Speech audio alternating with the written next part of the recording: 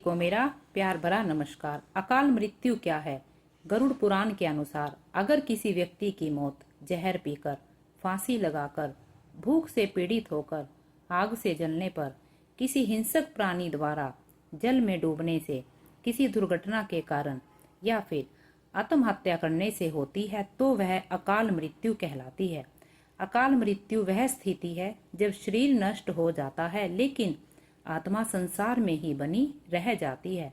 आप और हम देखते हैं कि आए दिन लोग सड़क दुर्घटना या फिर किसी आपदा का शिकार हो जाते हैं और अपनी जान गंवा बैठते हैं। ऐसी मौतों को धर्मशास्त्रों में अकाल मृत्यु का दर्जा दिया गया है। आइए जानते हैं अकाल मृत्यु किसे और क्यों होती है। उससे पहले यदि आप चैनल पर नए हैं तो प्लीज चैनल को सब्सक्राइब कीजिए। यह एक अटल सच्चाई है कि इस धरती पर जिस भी प्राणी ने जन्म लिया है उसकी मौत होना तय है। यह एक ऐसा सच है जिसे बदला नहीं जा सकता।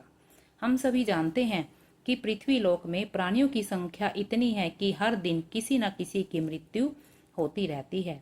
मृत्यु के बाद सब परमात्मा की शरण में जाते हैं लेकिन यह सब पर लागू नहीं है। सीधी सी बात है कि हर प्राणी को मोक्ष प्राप्त नहीं होता। इनमें से कुछ ऐसे भी है जिनकी आत्मा सदियों तक पृथ्वी लोक में ही भटकती रहती है और इसका कारण है उनकी अकाल मृत्यु होना, यानी भगवान का दिया हुआ पूरा जीवन ना जीना। तो आइए आप जानते हैं कि अकाल मृत्यु कैसे होती है। हमारे वेदों में मनुष्य की उम्र 100 साल निर्धारित की गई है। तो अकाल मृत्यु क्यों होती है? इन 100 साल की निर्धारित उम्र में दुष्कर्म को नहीं मिलाया गया है। मतलब इंसान की मृत्यु तभी होती है जब उसके पास धर्म कार्यों के लिए शक्ति नहीं होती है या उसका शरीर उसे धर्म कार्य करने की इजाजत नहीं देता, अर्थात वह धार्मिक कार्य करने के लायक नहीं रहता। इससे अलग जब कोई व्यक्ति अपनी इच्छा से धार्मिक कार्यों को त्याग देता है तो पृथ्वी पर उसके जीवन की अवधि कम होती चली जाती है। यानी इंसान की उम्र भले ही 100 साल हो लेकिन अपने कर्मों के कारण वह अपनी उम्र को खुद ही कम करता चला जाता है, जिस कारण व्यक्ति की अकाल मृत्यु हो जाती है। अब जानिए अकाल मृत्यु के बाद आत्मा का क्या होता है। भगवान श्री विष्णु जी गरुड़ पुराण के माध्यम से यह बताते हैं कि मनुष्य के जीवन में 7 चक्र निश्चित होते हैं। जो मनुष्य इस चक्र को पूरा नहीं कर पाते ऐसे में वे मनुष्य अकाल मृत्यु को प्राप्त हो जाते हैं। अचानक ही मृत्यु होने की वजह से मनुष्य की मोह माया इच्छा और तृष्णा बनी रहती है जो कभी पूरी नहीं हो पाती। ऐसे में शरीर तो नष्ट हो जाता है लेकिन अकाल मृत्यु प्राप्त होने वाली आत्माएं धरती पर अपने परिजनों और जीवित लोगों को कष्ट पहुंचाती रहती है और अपनी तृष्णा पूरी करने की कोशिश करती है। गरुड़ पुराण के अनुसार प्राकृतिक मौत से मरने वाले मनुष्य को 41 दिन में दूसरा शरीर प्राप्त हो जाता है।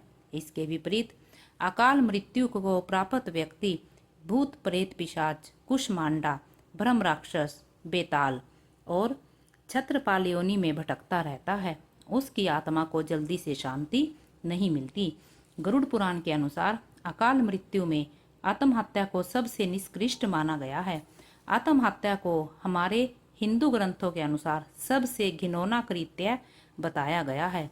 भगवान श्री विष्णु जी ने गरुड़ पुराण में आत्महत्या को ईश्वर का निरादर करना और अपमान करना कहा है। भगवान श्री हरि विष्णु जी कहते हैं कि आत्महत्या करने वाले मनुष्य की आत्मा पृथ्वी लोक पर तब तक भटकती रहती है जब तक कि वह प्रकृति द्वारा निर्धारित अपने जीवन चक्र को पूरा नहीं कर लेती।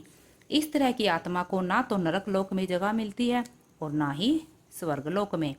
इस प्रकार की आत्मा को मरने के बाद भी सबसे कष्टदायक स्थिति से गुजरना पड़ता है। यह आत्माएं अंधकार में तब तक भटकती रहती हैं जब तक कि उनकी आत्माओं का प्रकृति द्वारा निर्धारित जीवन चक्र पूरा नहीं हो जाता। आत्महत्या करने वाली आत्माओं के कष्ट को तो दूर नहीं किया जा सकता लेकिन गरुड़ पुराण में अकाल मृत्यु को प्राप्त मनुष्य की आत्मा की शांति हेतु कई उपाय और मंत्र बताए गए हैं, जिन उपायों को घर के परिजन द्वारा किया जाता है जिससे कि अकाल मृत्यु को प्राप्त मनुष्य की आत्मा इन उपाय और मंत्रों द्वारा शांत की जाती है और तब वह आत्मा घर के लोगों और बाहरी लोगों को कष्ट नहीं पहुंचाती। लेकिन आत्मा इस उपाय और मंत्र के द्वारा केवल शांत होती है, उसे मोक्ष की प्राप्ति नहीं होती।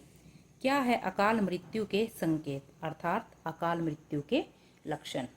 यदि किसी व्यक्ति को हरे या नीले रंग की मक्खियाँ जो गंदगी पर बैठती हैं घेरने लगे और अधिकांश समय ये मक्खियाँ व्यक्ति के आसपास ही रहने लगे तो समझ लेना चाहिए कि व्यक्ति की आयु लंबी नहीं है। जिस व्यक्ति की मृत्यु निकट हो तो उसको अपने पास कुछ सायों के मौजूद होने का एहसास होता है, जैसे बिना किसी के होते हुए भी अपना कोई प्रियजन समझकर आवाज देता हो। ऐसे व्यक्तियों को अपने पूर्वज, पितर और कई मृत व्यक्ति भी नजर आते रहते हैं। समुद्र शास्त्र के अनुसार जब मृत्यु निकट होती है तो हथेली में मौजूद रेखाएं अस्पष्ट और इतनी हल्की दिखाई देने लगती हैं कि उसे देख पाना संभव नहीं होता।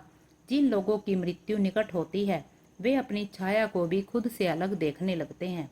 उनको ऐसे लगता है कि हमारी छाया हमसे अलग क्रियाकलाप कर रही है। आयुर्वेद के अनुसार मृत्यु से पहले मानव शरीर से अजीब सी गंध आने लगती है। यह गंध किसी मुर्दे की गंध की तरह होती है। इसे मृत्यु गंध भी कहा जाता है। जब कोई व्यक्ति सूर्य, चंद्रमा या अग्नि में उत्पन्न होने वाली रोशनी को भी नहीं देख पाता तो ऐसा इंसान भी कुछ महीने ही और जीवित रहेगा, यानी उसकी उम्र कम है। जब किसी व्यक्ति को पानी, तेल या दर्पण में अपनी परछाई ना दिखाई दे या परछाई विकृत दिखाई देने लगे तो समझो वो इंसान भी कुछ ही दिनों का मेहमान है। आशा करती हूँ गरुड़ पुराण के अनुसार अकाल मृत्यु से जुड़ी जानकारी आपको पसंद आई होगी। धन्यवाद।